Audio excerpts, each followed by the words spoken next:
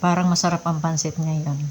No problem, basta't may mega sardines, okay na to. At ito na nga, gisa lang natin ang ating sibuyas bawang at ang ating carrots. Hindi problema kung wala kang chicken o pork dyan. Ang halka, may sardinas dyan. Kaya nalagdag tuloy.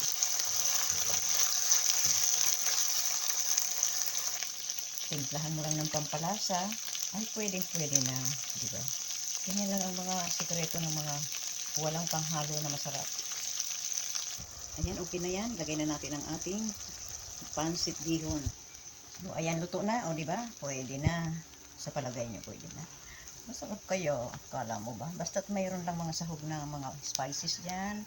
Tama ang asin, tuyo, kunting sesame oil. Ay, solve na yan. O, happy eating. Pansit tayo dyan. Ayan, sardinas lang. Hindi na nakita ang sardinas. Bumalik na yata sa dagat. O, yan. Pero ang sarap niya, guys. Oo. Happy Sunday. Happy birthday. Walang birthday, pero may pansit tayo. O, yun, di ba? O, di ba? Ang bilis lang makaluto. Asan ka pa?